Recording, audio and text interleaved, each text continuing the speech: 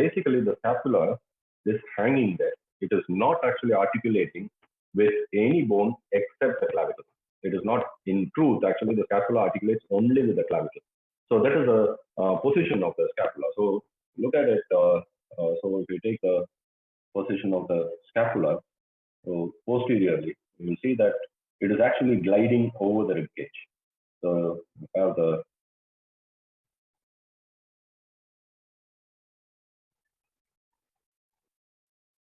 vertebral column here, the thoracic vertebral column here,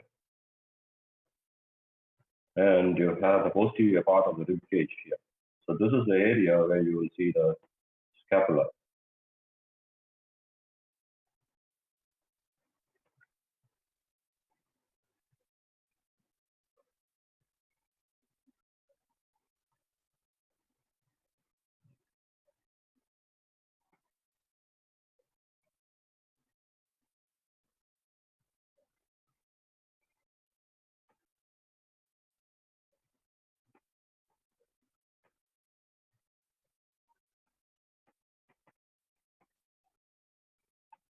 So this is a rib cage which is going like this. So you have the ribs that are articulating with the posterior part of the thoracic cavity. So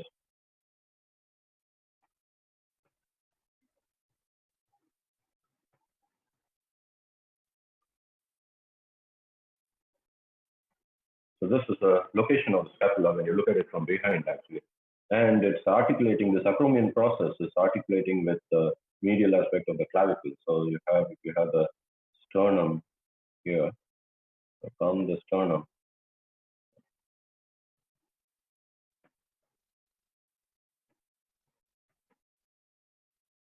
so you have the clavicle coming like that. And it's articulating with the clavicle there, at the acromioclavicular joint over there.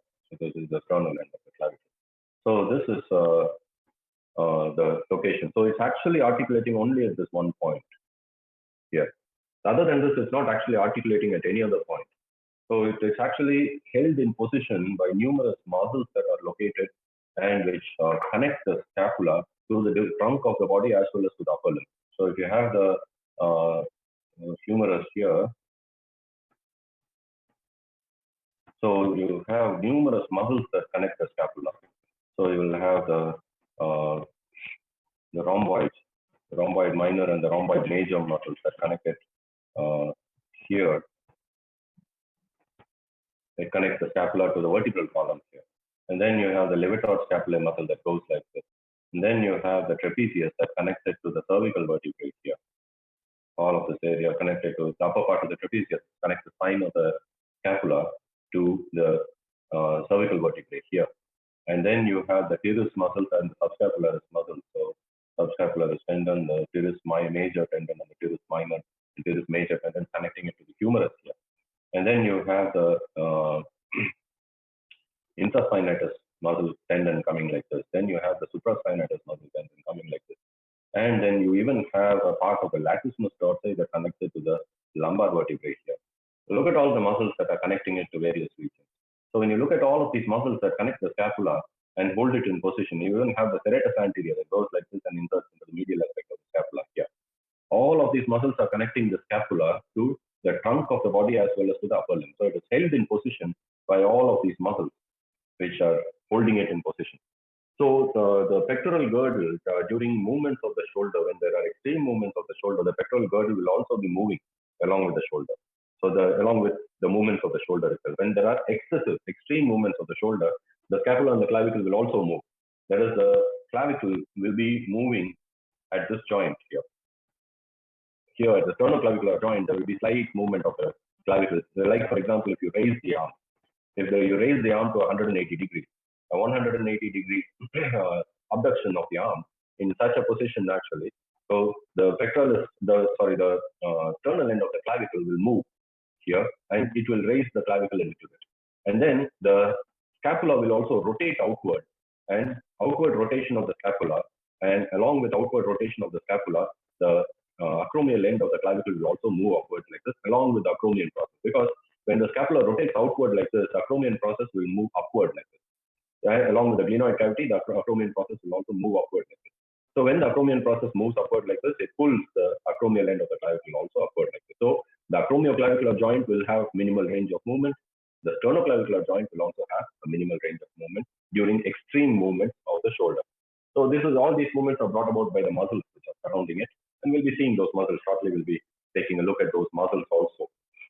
So this are so when you look at the scapula itself, so these are all, this is the location of the scapula. We've seen where it's located on the posterior surface of the thoracic cavity. Now the scapula actually articulates with the posterior surface of the rib cage. Now this is not a real articulation. The reason why, you can see here how the scapula is lying against the posterior aspect of the rib cage here. So the scapula lying against the posterior aspect of the rib cage here means every time the scapula is moving in each direction, it's actually gliding against the posterior aspect of the rib cage. So this kind of gliding movement that is performing on the posterior aspect of the rib cage here, this movement here, these movements that it offers, because scapula has a wide range of movements, it has a wide variety of movements. It can it has retraction movements, it has protraction movements, it has elevation movements, it has depression movements, it has external rotation movements, it has internal rotation movements. All of these movements are afforded by the scapula. So this movement, all of these movements are happening against the posterior aspect of the rib cage. So those movements that are present against the posterior aspect of the rib cage are present over a joint which is not really a joint, it's a pseudo joint. So this joint is what we call the costoscapular joint.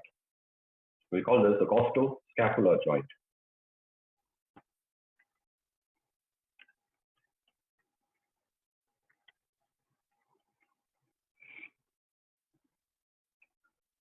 So this is actually this costoscapular joint is a pseudo joint. You can't call this a real joint. Why? The reason why you can't call this a real joint is because this joint is there are no articular surfaces.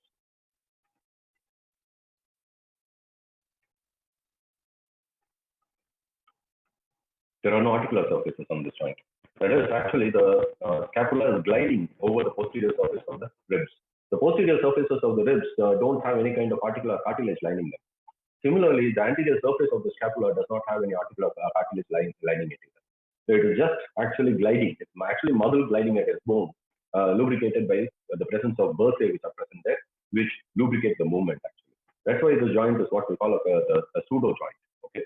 The other joint that the scapula has is called the acromioclavicular joint, which is a real joint. It is a synovial joint. This is the acromioclavicular joint here, which you can see here. This is a synovial joint. It has a fibrous capsule that covers the joint also with synovial fluid inside. And this synovial fluid, which is present on the inside here, lubricates the movement of the joint. So basically, the articular capsule will be like this, and it will extend into the joint. So here in this area that I'm lining, where it extends into the joint, this area will contain synovial fluid, which lubricates the movement. So this is the real joint. So you will have you will have articular cartilage here, you will have articular cartilage here. On both ends, you will have articular cartilage. But here, on the other hand, the costoscapular joint does not have any synovial membrane. It doesn't have articular cartilage. So we call it a pseudo joint. But it is the pseudo joint that affords a wide variety of movement. So if you look at the features that are present on the surface of the scapula, so those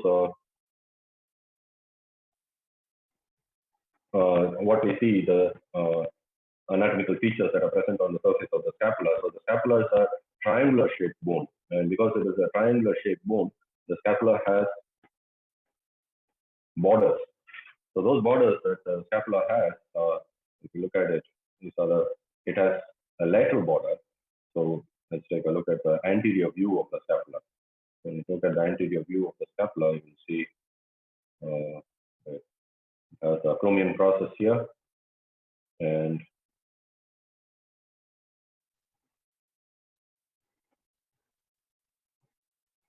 it has the so that acromion process extends backwards, and that is the spine of the scapula. It continues in the spine of the scapula. And then you have the coracoid process here, which is the process that extends outwards like this. And around them, you have the adenoid cavity here, comes like this. So the scapula, as you can see, it has these processes which are present on top of it, around it. So there are three processes, three borders, and two surfaces. So this is an anterior view. So this is the anterior view. Now, if you look at the posterior view of the scapula, it has, you can see the spine very clearly when you look at it. So that will be the spine of the scapula which extends anteriorly like that. And it will have a notch, which will be here. There's a notch which is present here. The notch on the superior border here will be the medial border. And you will have there, you will have the coracoid process. So this will give you this is basically the posterior view. So this is posterior view. So it has borders. So those borders that we see here, this is the medial border. And this is the lateral border. This is also the same lateral border here. This is the superior border. And there's the lateral, this lateral border, medial border, and the superior border, 3 borders. And it also has 3 angles. So you can see this is the inferior angle, and then this is the medial angle or the superomedial angle.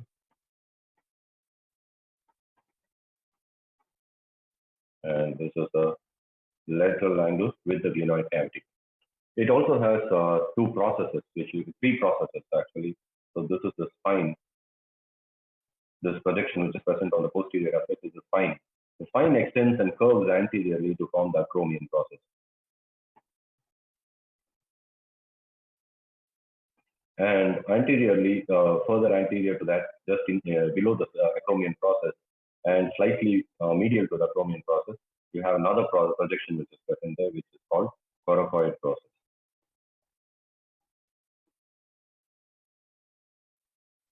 Coracoid process. So these are the 3 projections which are present on the scapula. It also has surfaces, as we have seen. This is the anterior surface, which is articulating with the rib cage here, and we have the posterior surface here. Now the scapula has the anterior surface as well as the posterior surface is concave. So normally, if you see the structure, usually you will see that it has, if one surface is convex, the other surface is concave. But in the scapula, both the surfaces are concave. Now that can be explained if you look at it from a side view of the scapula. When you look at it, so you will see the glenoid cavity there, and from the glenoid cavity you will see coracoid process there, and just above that you will see the acromion process coming like this. And from here, if you look at it, it will go like this. So this can be basically explained by the thickness of the edges of the scapula. So these edges which are seen here, they're quite thick actually, compared to the surfaces. Surfaces are quite thin. The edges are thick on all sides. Since the edges are thick, the borders are thick. You can see basically the borders are very thick. So this forms the surfaces actually. So you will have an anterior surface and a posterior surface. So this is anterior surface and this is posterior surface. So it will present with these 2 surfaces. So these surfaces, the posterior surface is divided by the spine of the scapula. It divides it into supraspinous fossa. There is a depression there, which is called the supraspinous fossa. And below the spine, of course, you have another fossa, which is the infraspinous fossa. So supraspinous and infraspinous. This basically corresponds to the muscles which take origin from the fossae, which is the supraspinatus muscle and the infraspinatus muscle. The anterior surface forms one large fossa here, and entirely one single fossa which is located here. That fossa is what we call the subscapularis fossa. So you have subscapularis fossa here, and you have the supraspinatus fossa and the infraspinous fossa. So the 2, these are the fossae which are present there. Again, subscapularis fossa basically means that it is provides the surface for the attachment of the subscapularis muscle. And that is why we call it the subscapular fossa. Sub means under, and since this is present inside, in between the scapula, this fossa is present in between on the anterior surface of the scapula, which basically contains the area between the posterior surface of the rib cage and the anterior surface of the scapula. So that area is where you have the subscapularis fossa here, containing the subscapularis muscle, which takes origin from the anterior surface of the scapula itself. So these are the details that you have to know about the scapula. The scapula contains a cavity which is present here. This cavity is what we call the glenoid cavity. The glenoid cavity is a shallow cavity which provides for attachment of the articulation for the head of the humerus in the shoulder joint. So this is what we call the glenoid cavity. There is also a notch which is present on the upper border, on the superior border of the scapula, notch.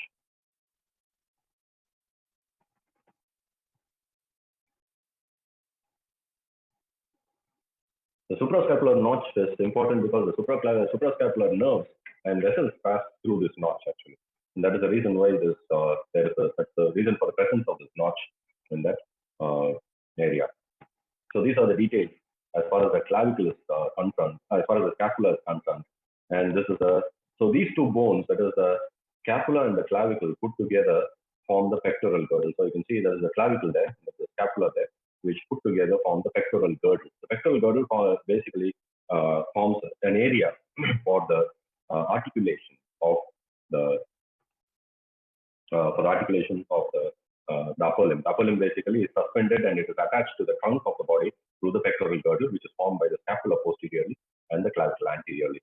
So the scapula posteriorly and the clavicle anteriorly here, along with the first rib, which is present in this region here. So you have the first rib there. They enclose a space on the lateral aspect here. A triangular shaped space is present here. Not even triangular, it's actually quadrangular. If you consider the head of the humerus also here. So it's a quadrangular space.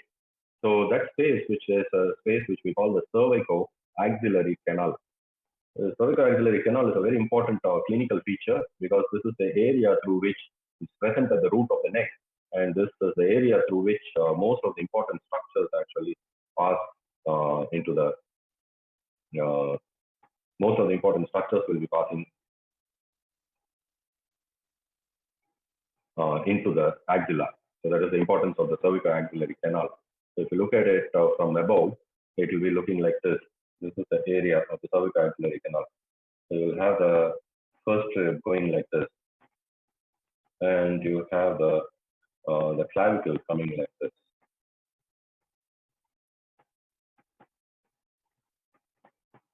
And you have the Coracoid process of the scapula articulating with it. This going on, continuing as the spine of the scapula here like this. So you see that, and here you have the glenoid cavity, and also the head of the humerus will be here.